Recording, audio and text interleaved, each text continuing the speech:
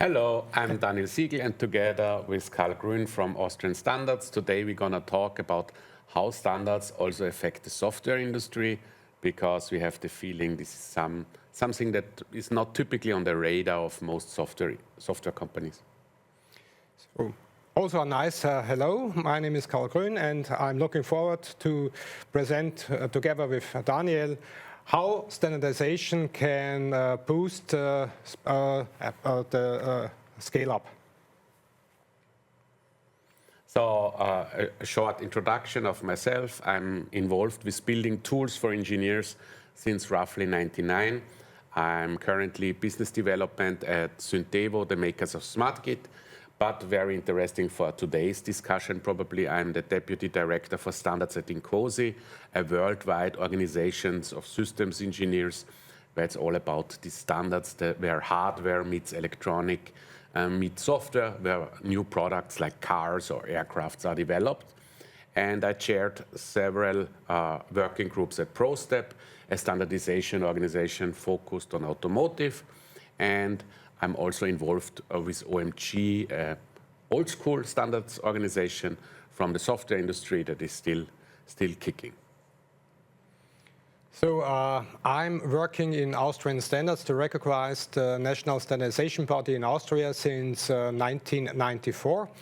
I'm the Deputy Managing Director of Austrian Standards, and I have several functions not only in Austria. For example, I'm member of various advisory boards like the OSOT, Austrian Computer Society, but also member of the AI Stakeholder Forum of the Austrian federal government.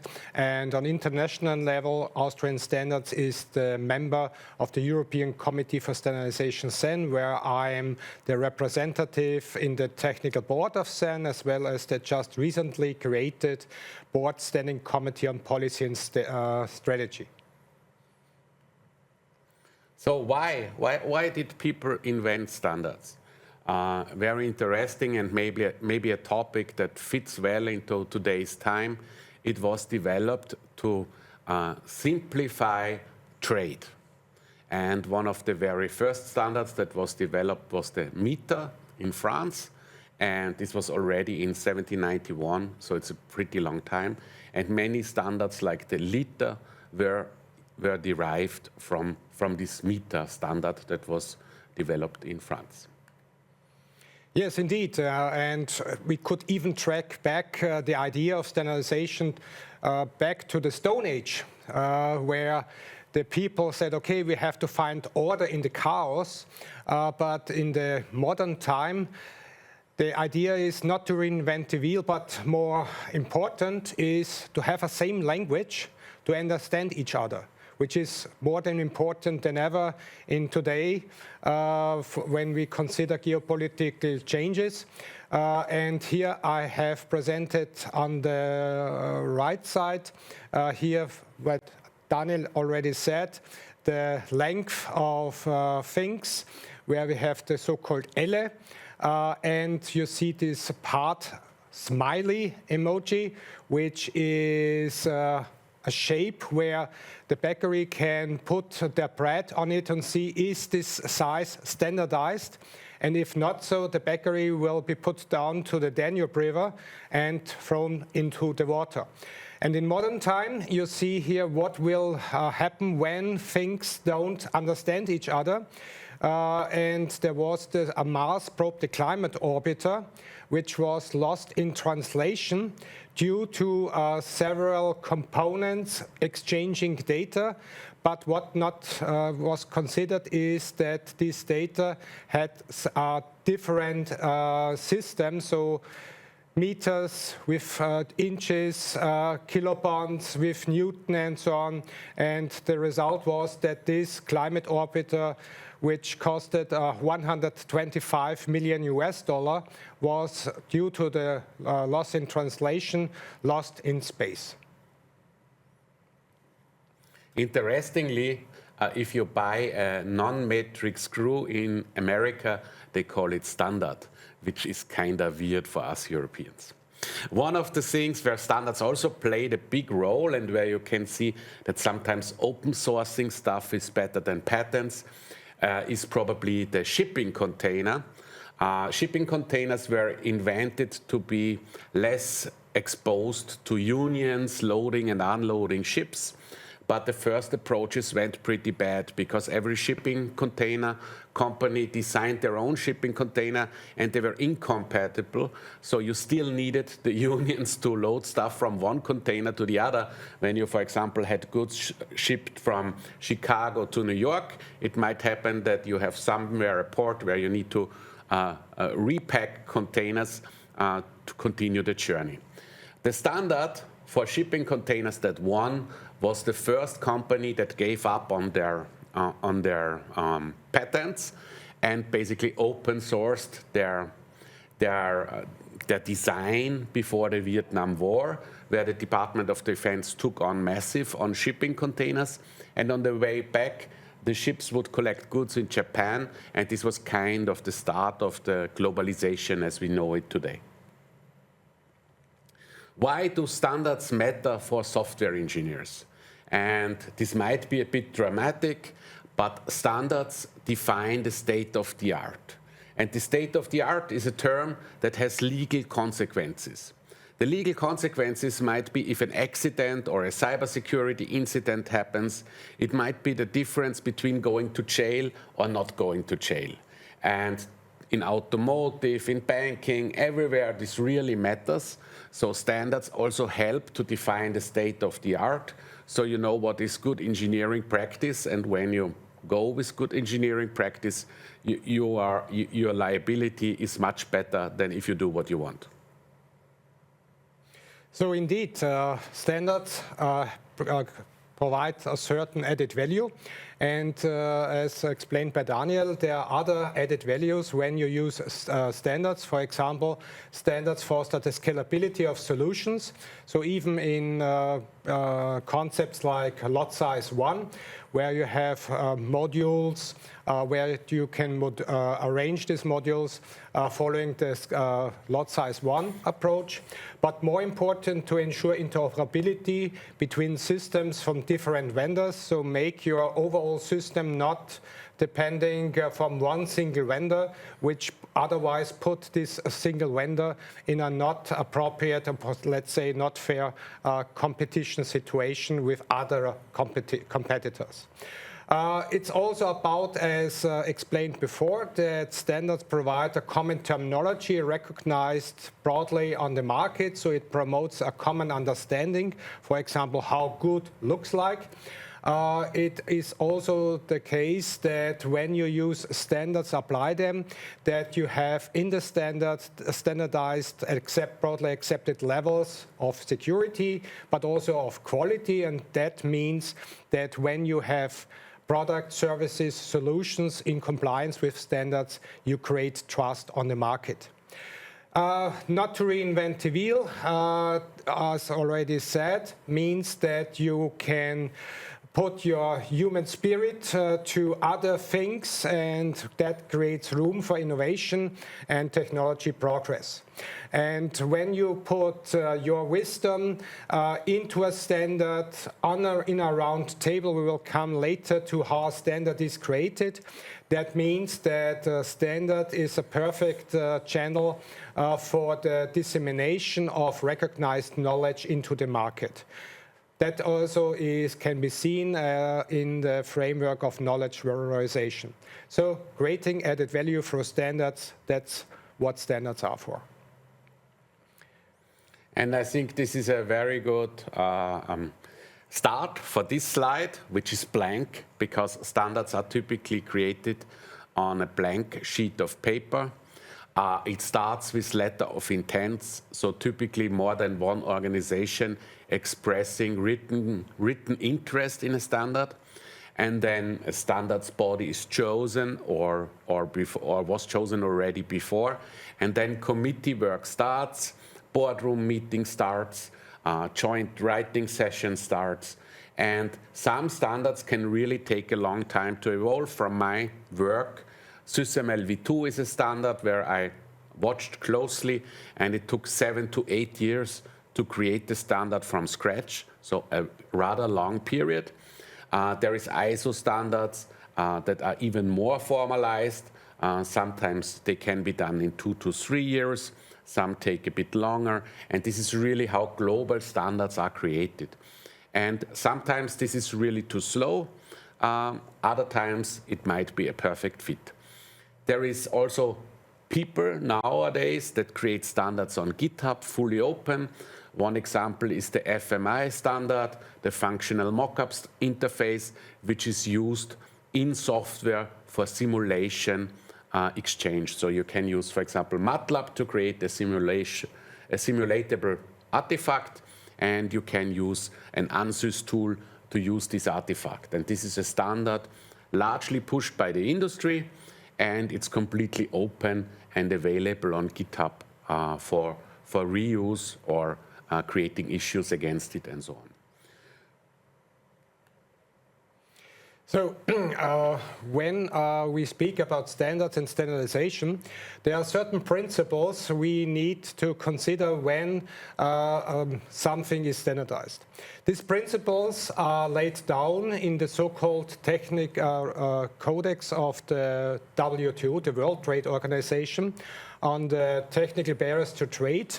And the concept of this codex is to remove technical barriers to trade due to standards.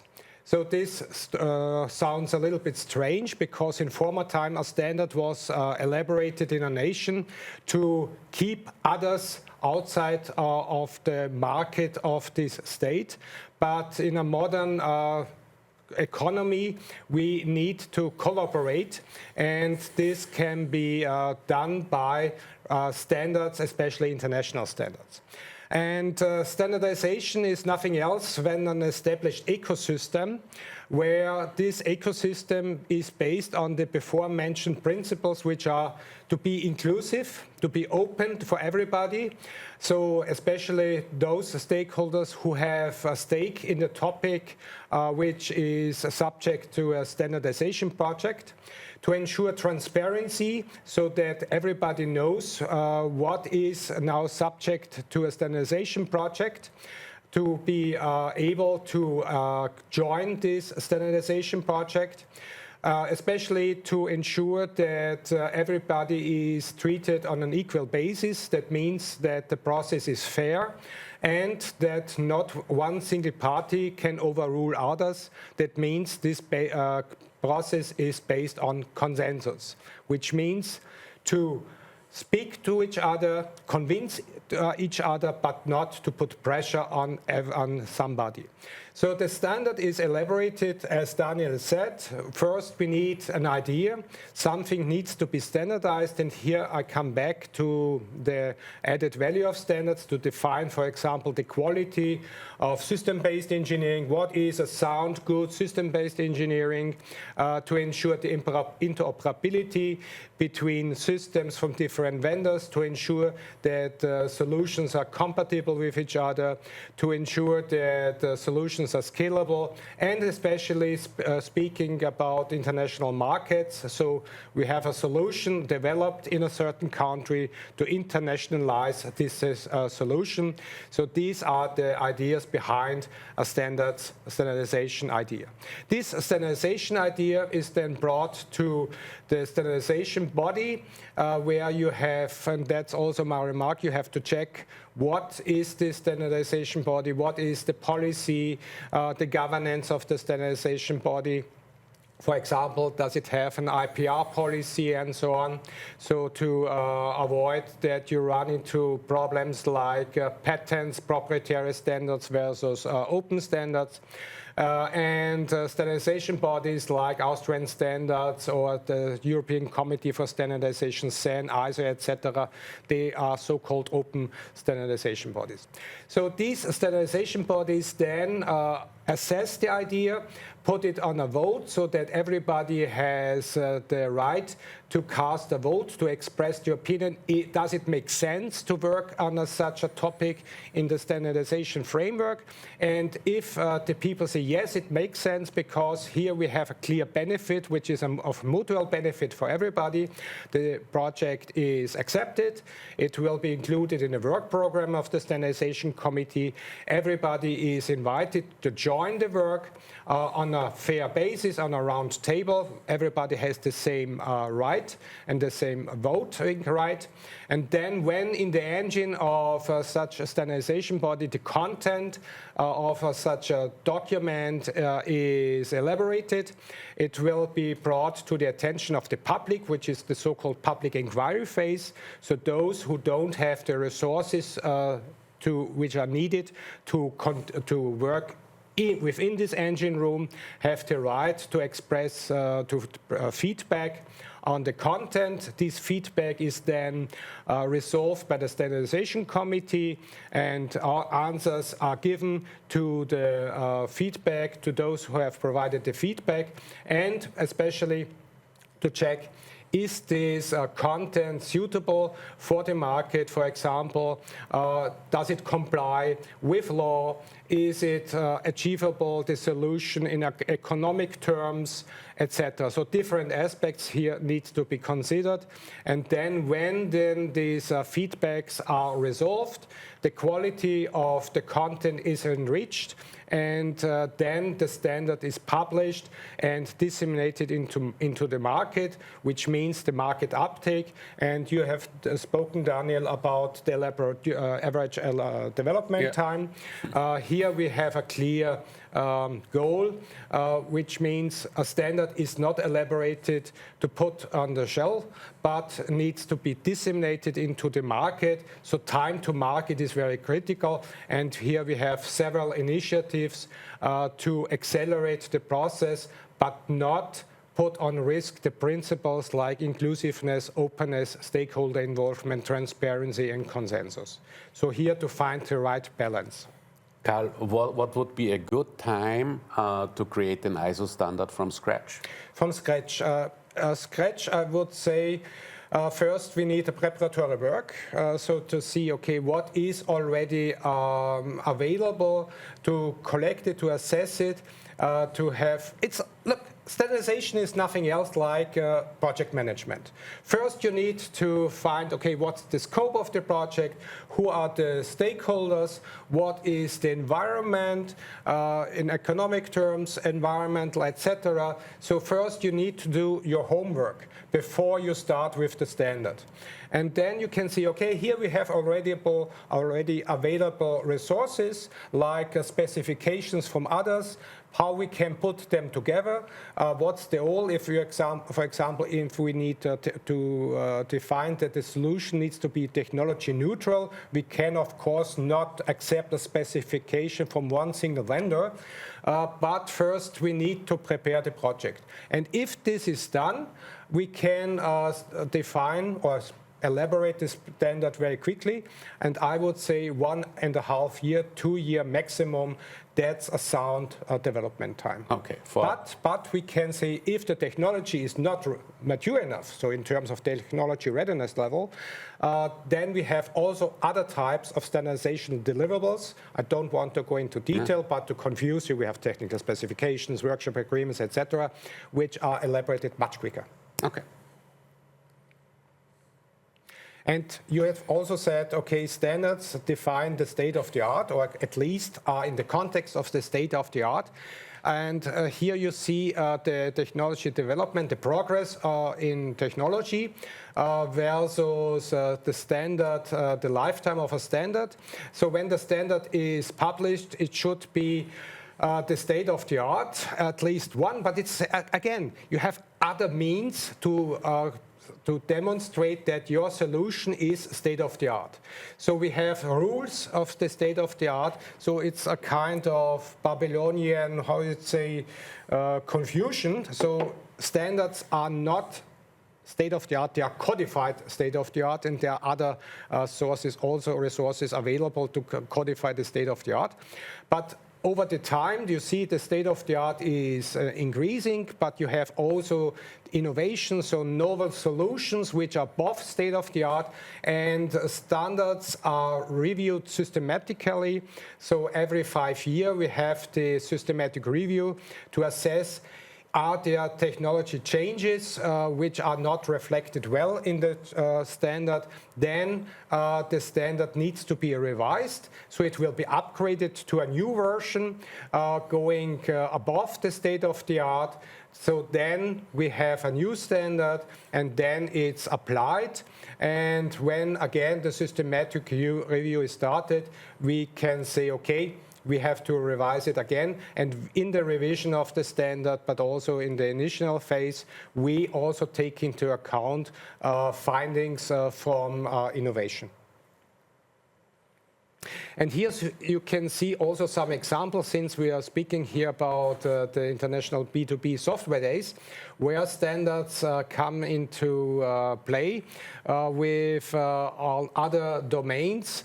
Our task, or our mission as standardization body, is bringing communities together. So we have the software community, but we have also other communities, for example, construction sector, machinery, medical sectors, etc. And here you can see the just recent areas where we have, for example, smart cities, so communities taking advantage of ICT, of course, industrial Internet of Things, but also carbon neutrality, where we can track and assess that solutions are carbon neutral. Quantum technology, digital platforms, autonomous vehicles, very interesting. The automotive sector, one could say a car today is a software on four wheels. I would not go that so far. The automotive industry wants to achieve a software-defined product. Yes, right. So here you can see the topics we are working on just now, also on, especially on international level, but also to stress out, when you want to participate on international level, we at Austrian Standards are your gateway to the international as well as European standardization system. And since we are speaking about standards, yes. Sorry, you have to stop me there. No, all good. Here you can see that standards development organizations, there are a lot of standards development organizations, and you have to do a really due diligence before you apply standard, where this specification is coming from. And this landscape comes from the IoTI, which is the Alliance of Internet of Things initiative.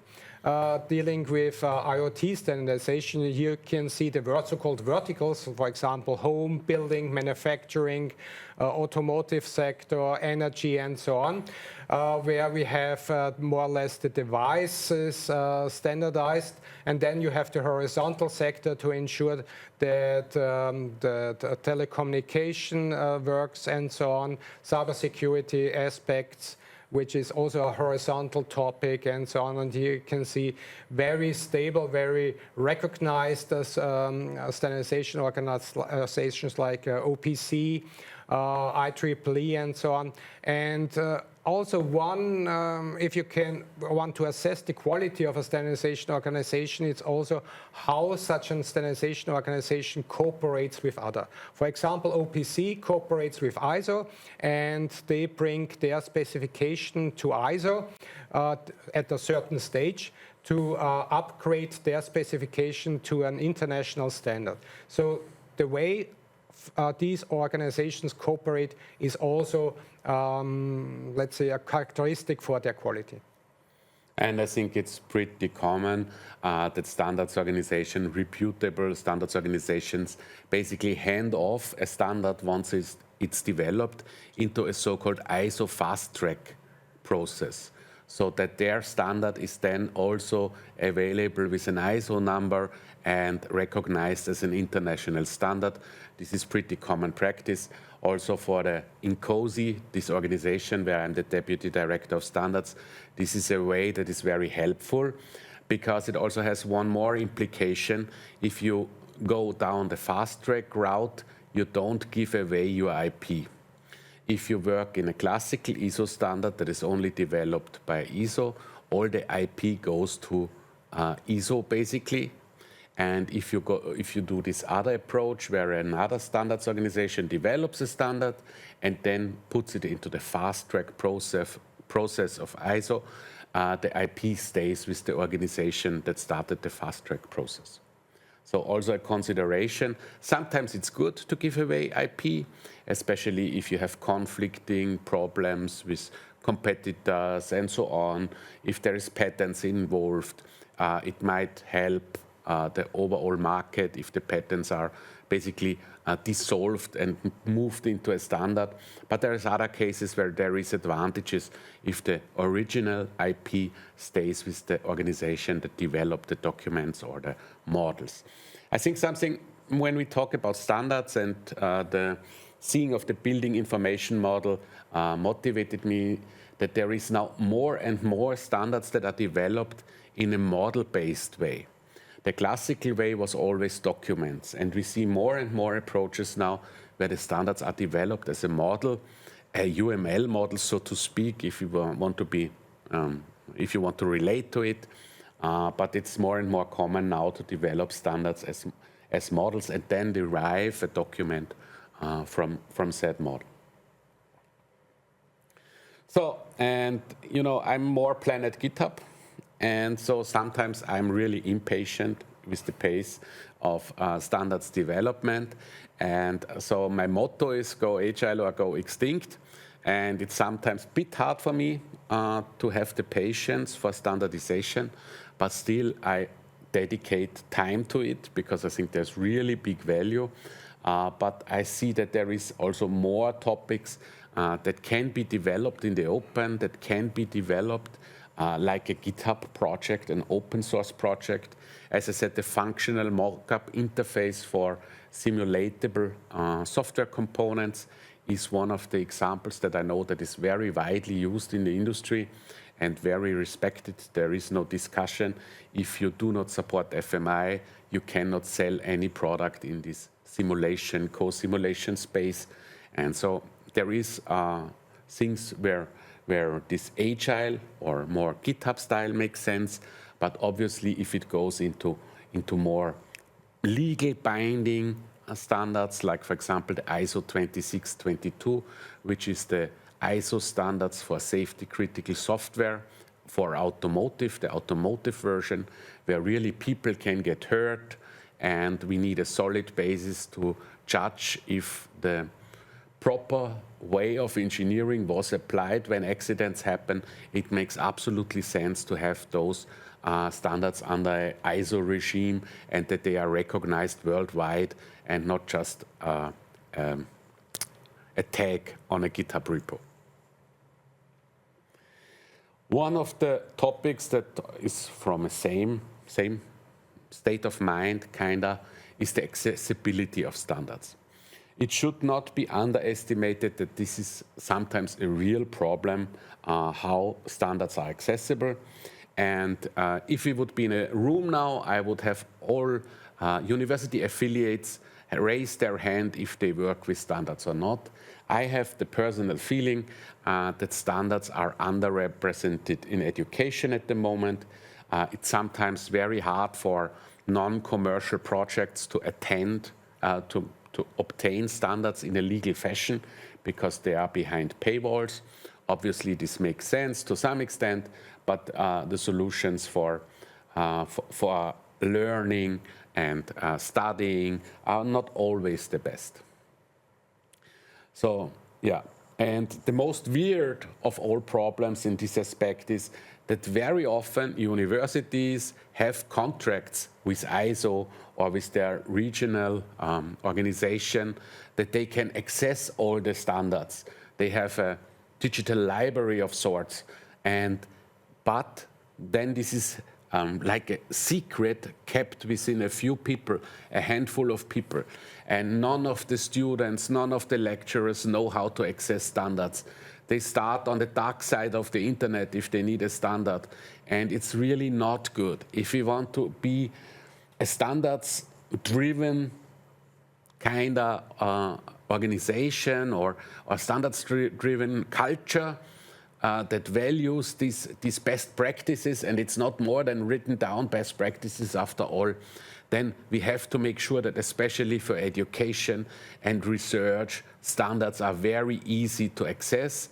And I really like the example from the paper world, from the scientific paper world, that the European Commission highly pushed for free availability of university papers or research papers. So we hear this message very clearly from us as Austrian Standards. And since many, many years, we are in a contact with different universities, but also other educational institutions. And we provide here in the so-called electronic reading room of the libraries of the universities such solutions. We are in some universities, like the Technical University of Austria, they have for all technical universities these electronic reading rooms where students, but also the professors, the teachers and researchers can access the standards, including ISO standards. Yes, I know. But I would also, when we speak about universities and educational institutions, not only to provide the standards there to be studied and so on, but also the concept, how these standards elaborated. So standards and standardization, and I hope this message is very clear.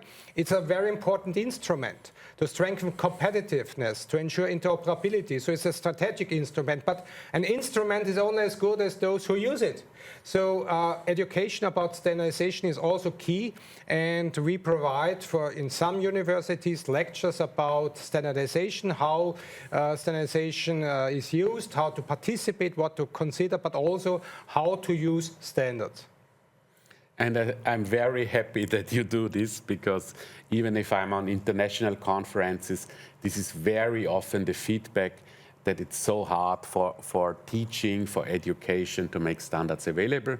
And as I said, if we want a generation of engineers that works more efficient based on best practices, it's really a call to action for everybody involved in education to go the extra mile and involve standards in their education programs. Yeah, and here is another example of a standard, and it's a bit the weird animal in the room. There is this de facto standards that very often come from one very strong competitor, and everybody's talking AI today, so the example I choose is from AI. This is basically the Open AI API, how they defined it with this V1 chat competitions, is a de facto standard how you interact with a large language model at the moment. I have a list here of all the services I found quickly that support the Open AI API, but it's the whole Azure stack, it's Ollama on your local Mac, it's all these port router services, open router services that all basically support the same API. That means I have a product, in my case SmartGit, and I want to create a solution to create commit messages using LLM. My advantage is, because there is this de facto standard, I only have to implement the OpenAI API, and my product from that day onwards, it's like a bring your own AI approach, can now work with all of these AI providers that implement this. So it's a huge advantage for my customers, because if they run a local instance of an LLM, they can use this. If they have GitHub Copilot license, they can use this. If they use OpenAI, they can use it. And it doesn't really matter. So for me, as a producer of a software that uses LLM for some capabilities, it's a huge advantage, a real business advantage, that there is these standards that evolve from de facto standards. And I think this is something that comes from our both hearts. Very often people moan about standards. The real question is, did you ever contribute to one? And contribution can mean you just write issues. You document what you don't like. It's the first step of how how to say, contribution. Or you help to vote. You talk to the people that may vote. They are sometimes very happy because they have to review so much stuff. And if you can give them some opinion, like lobbyist, which is a kind of bad job, but yeah, it is what it is, you can really help to drive standards where they are going. And also if you document in your products that you adapted some standards, that you work according to best practices, always an advantage. And we all know these hassles that we have to go through with cybersecurity certifications and so on. This is also something where it's a competitive advantage. If as a small company, I can show I have an ISO standard for my cybersecurity in my organization. It's already better when I want to sell to big organizations. So these things really help you to be more successful in the market, and this is first-hand experience. Yes, indeed. So be part of the solution, be involved. Sharing is caring. That's in our DNA of standardization. So if you're interested, now you know me, you know Austrian Standards, and I look forward to hear from you. And yes, be active. Thank you. It's an invitation. Thank you very much. Thank you very much.